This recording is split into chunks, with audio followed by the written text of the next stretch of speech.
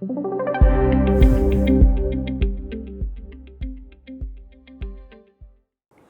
Guys, this is C Kshitij Gupta and you are watching Wealthies YouTube channel. आज दोस्तों हम लोग बात करने वाले हैं टाटा डिजिटल इंडिया फंड के बारे में। आज से 3-4 महीने पहले जब हमने इस फंड को देखा था तो काफ़ी नेगेटिव रिटर्न्स वहां पर देखने को मिल रही थी। तो अभी हम इस वीडियो में दोबारा से देखेंगे कि अब इस फंड में कैसे चेंजेस इस वक्त हो गए हैं, रिटर्न्स कैसी हो गई है अब इस फंड की, पोर्टफोलियो में मेजर चेंजेस क्या हुए हैं और क्या ये फंड अभी भी अपने बेंचमार्क इंडेक्स को बीट कर पा रहा है या नहीं। तो आइए दोस्तों देख लेते हैं ये वीडियो।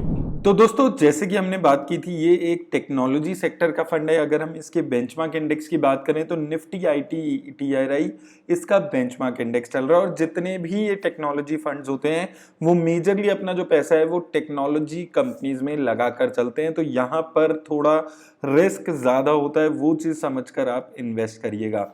वहीं दोस्तों बात करें लॉन्च डेट की तो दिसंबर 2015 में ये फंड लॉन्च किया गया था। तो अभी 6-7 साल से भी ज़्यादा यहाँ पर इस फंड को लगभग हो चुके हैं।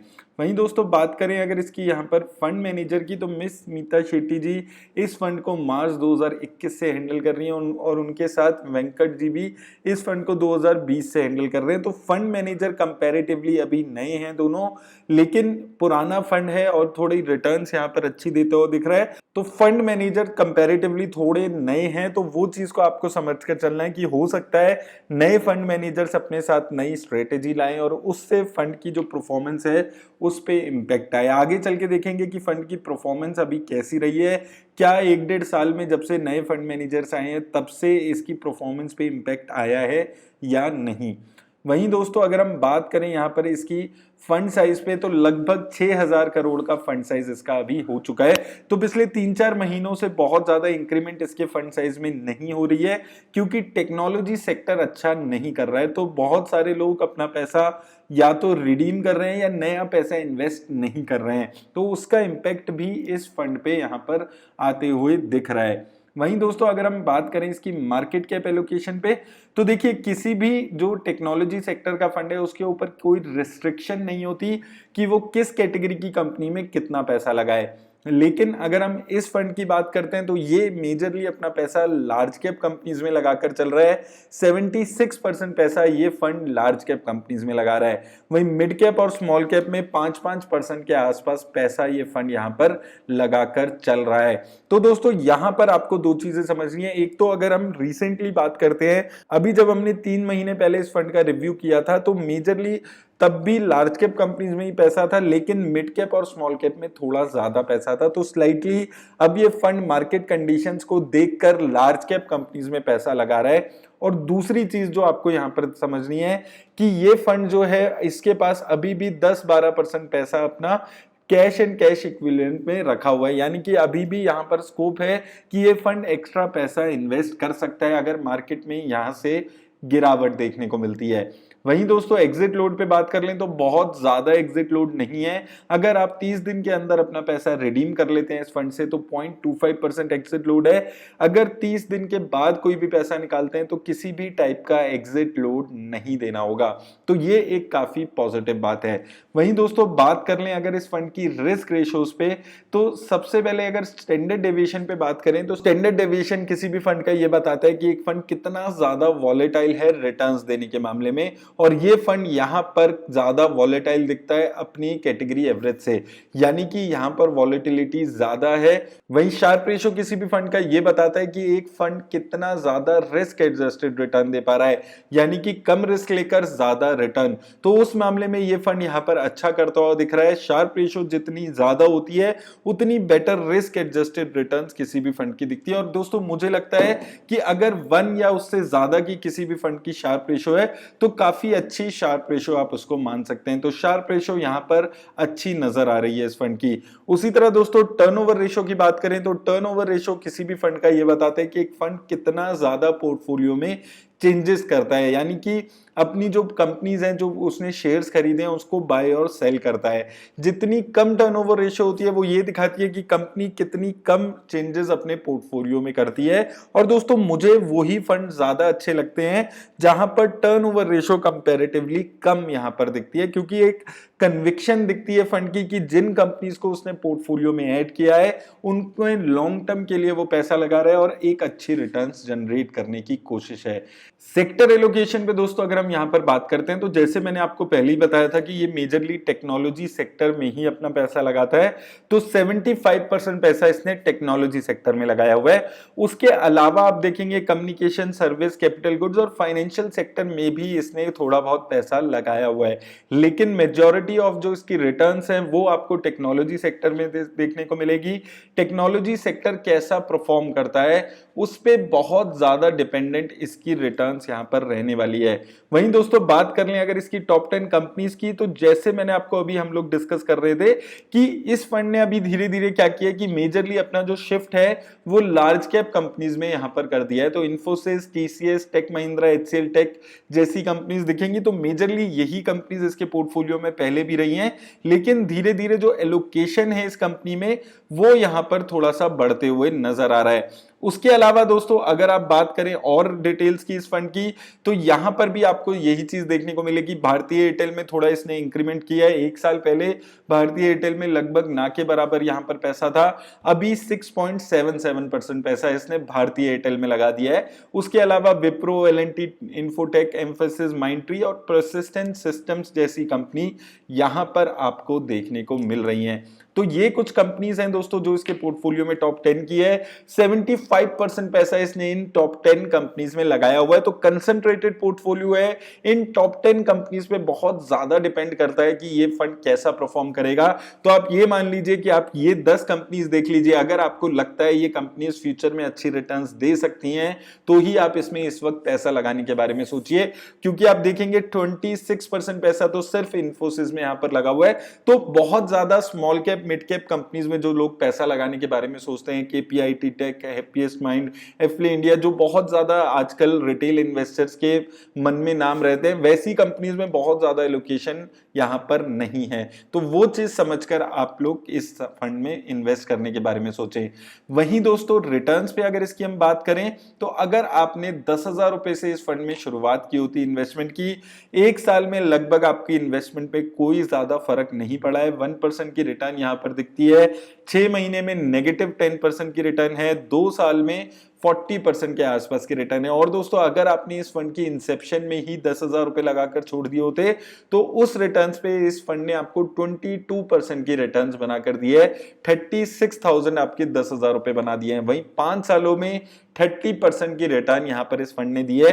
तो ओवरऑल लॉन्ग टर्म में टेक्नोलॉजी सेक्टर ने काफी अच्छा परफॉर्म किया है और इसने भी उसके साथ साथ काफी अच्छा परफॉर्मेंस यहां पर दिखाया है। लेकिन पिछले 1 साल से अमेरिका में जब से बहुत ज्यादा रिसेशन की बातें होने लगी थी, उसके बाद से आईटी कंपनीज पे बहुत ज्यादा इंपैक्ट आया है। आईटी कंपनीज की रिटर्न्स बहुत कम आ रही है और उसकी वजह से इस फंड में भी रिटर्न्स की यहां पर कमी देखने को मिल रही है। वहीं दोस्तों एसआईपी इन्वेस्टमेंट पे बात कर लें तो वहां पर भी यही चीज आपको देखने को मिलेगी। 5 सालों में अगर आप देखते हैं 29% की रिटर्न इसने दी है। अगर आपने सिर्फ 1,000 रुपए पर मंथ की एसआईपी 5 साल पहले इस फंड में कराकर छोड़ दी होती तो 60,000 की लागत इस फंड ने आपकी 1,20,000 रुपए से ज्यादा बना दी है। 29% की रिटर्न इस फंड ने आपको 5 सालों में जनरेट करके दी है। 3 सालों में देखेंगे तो यहां पर 32% की रिटर्न है, 2 सालों में 18% की, लेकिन 1 साल में -12% की रिटर्न है। तो यहां पर भी वही चीज देखने को मिलती है, 1 साल में रिटर्न्स अच्छी नहीं है, 5 साल और 3 साल में बहुत जबरदस्त रिटर्न्स ये फंड जनरेट कर रहा है। अब दोस्तों लेकिन हम एक फंड को जज करने के लिए हमेशा ये चीज जरूर देखते हैं कि क्या वो फंड अपने बेंचमार्क इंडेक्स को बीट कर पा रहा है या नहीं कर पा रहा है। तो अगर हम इस फंड की रिटर्न्स को इसके बेंचमार्क इंडेक्स से कंपेयर करते हैं तो 5 सालों में अगर आप देखेंगे इस फंड ने 30% की रिटर्न दी और इसके बेंचमार्क ने 26% की। 3 सालों में इस फंड ने 32% की रिटर्न दी है, इसके बेंचमार्क इंडेक्स ने 27% की। 2 साल में 41% की रिटर्न है इस फंड की और इसके बेंचमार्क इंडेक्स की 32% की। तो आपको रिटर्न्स 2, 3 और 5 सालों में बहुत जबरदस्त दिखेगी। लेकिन प्रॉब्लम कहाँ आ रही है? 6 महीने और 1 साल के पीरियड में यहां पर रिटर्न्स अच्छी नहीं है, लेकिन ये फंड अभी भी अपने बेंचमार्क इंडेक्स को बीट करके आ रहा है। अब दोस्तों बात आती है कि क्या आपको इस फंड में अभी इन्वेस्ट करना चाहिए या नहीं करना चाहिए। तो देखिए, सबसे पहली बात आती है कि आपका रिस्क क्या है। अगर आप वेरी हाई रिस्क लेने वाले इन्वेस्टर हैं तो ही आप इसमें इन्वेस्ट करने के बारे में सोचें। दूसरा, अपनी ओवरऑल कैपिटल का 2 से 5% से ज्यादा पैसा आपको टेक्नोलॉजी सेक्टर में या किसी भी सेक्टोरल फंड में नहीं लगाना है, क्योंकि ये बहुत ज्यादा रिस्की होता है। जैसे कि आप इस फंड में भी देखते हैं, अगर टेक्नोलॉजी सेक्टर नहीं चलता है तो ये फंड भी नहीं चलेगा। अगर टेक्नोलॉजी सेक्टर भागेगा तो ही ये फंड भी भागेगा। तो वो चीज को आपको यहां पर समझकर इन्वेस्ट करने की जरूरत है।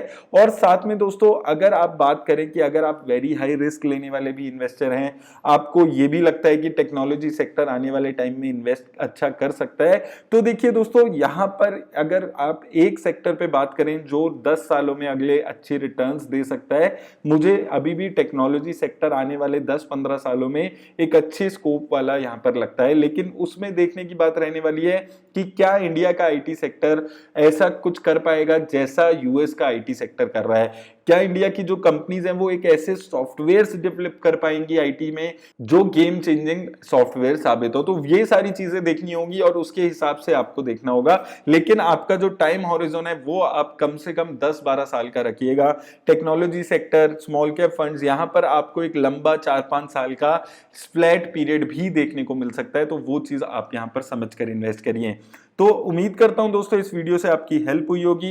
वीडियो से हेल्प हुई हो तो वीडियो को लाइक और शेयर जरूर कर दें। चैनल को भी सब्सक्राइब करना ना भूलें। धन्यवाद। मार्केट में उठना और गिरना तो चलता ही रहता है, लेकिन अगर लाइफ में ऐसा हो तो नहीं चलता। हम सबको पता है कि कल किसी ने नहीं देखा और ना ही हम लोग देख सकते हैं, लेकिन हम लोग अपना फ्यूचर तो सिक्योर कर ही सकते हैं। So I am going to tell you about 3 reason why you should consider getting term insurance plan today. सबसे पहला रीजन अपने पेरेंट्स और अपनी फैमिली के लिए। जब भी हम टर्म इंश्योरेंस प्लान लेने के बारे में सोचते हैं तो हम अपने वाइफ, अपने बच्चों के नजरिए से सोचकर टर्म इंश्योरेंस प्लान लेते हैं। लेकिन आपके पेरेंट्स का क्या? अगर भगवान ना करे ऐसा कुछ हो, लेकिन कल को अगर आपको कुछ हो जाता है तब उनका क्या होगा? तो ऐसे में काम आता है टर्म इंश्योरेंस प्लान, जो आपके जाने के बाद भी आपकी फाइनेंशियल वेलबींग का ख्याल रखती है, आपकी फैमिली की, और आपकी फैमिली को सिक्योर रखती है। दूसरा रीजन अपने डेट पे ऑफ करने के लिए। अक्सर हम लोग अपनी पहली या दूसरी जॉब लगते ही अपनी ड्रीम कार, अपने ड्रीम हाउस के लिए लोन ले लेते हैं। बट अगर कल को आपको कुछ हो जाता है तो वो जो आपकी ईएमआई बच जाएगी लोन पे, उसका क्या होगा? उसके लिए काम आता है आपका टर्म इंश्योरेंस। टर्म इंश्योरेंस में जो आप सम एश्योर करते हो, उससे आपके जाने के बाद भी आपके पेरेंट्स, आपकी फैमिली, वो जो आपका बचा हुआ लोन है उसको उतार सकती है। इसलिए टर्म इंश्योरेंस लेना आपके लिए बहुत ज्यादा जरूरी है। और तीसरा रीजन है रीजनेबल प्रीमियम। जब हम यंग और हेल्दी होते हैं तो बहुत सारे इंश्योरर्स हमें काफी कम प्रीमियम पे एक अच्छा खासा कवर दे देते हैं। आप 1 करोड़ तक का इंश्योरेंस करवा सकते हैं 1000 से 1500 पर मंथ में। और हम सबको पता है ये बहुत ही लो कॉस्ट है, लेकिन जैसे जैसे हमारी उम्र बढ़ती जाती है ये जो प्रीमियम का अमाउंट है ये भी बढ़ता जाता है। तो इसलिए आपको एक सर्टेन एज तक इंश्योरेंस लेना बहुत ज्यादा जरूरी हो जाता है। So if you are interested in taking a term insurance plan, I will highly recommend you to talk to Wealthy's trusted wealth partners. They provide free consultation and spam free advice. तो Wealthy के wealth partner से consultation book करने के लिए मैंने link description में आपको दे दिया है। आप जाकर अपने टाइम के हिसाब से उनसे मीटिंग फिक्स कर सकते हैं, अपने सारे डाउट्स उनसे क्लियर कर सकते हैं। और एक चीज मैं आपको बार बार बता रहा हूं कि ये जो कंसल्टेशन है ये बिल्कुल फ्री है, एकदम फ्री ऑफ कॉस्ट है, आपको कोई भी पैसा नहीं देना होगा। तो आप अपने सारे डाउट्स यहां पर जाकर क्लियर कर सकते हैं। तो आज ही अपनी कंसल्टेशन वेल्दी के वेल्थ पार्टनर्स के साथ आप फ्री ऑफ कॉस्ट बुक करें। Think wealth, get wealthy.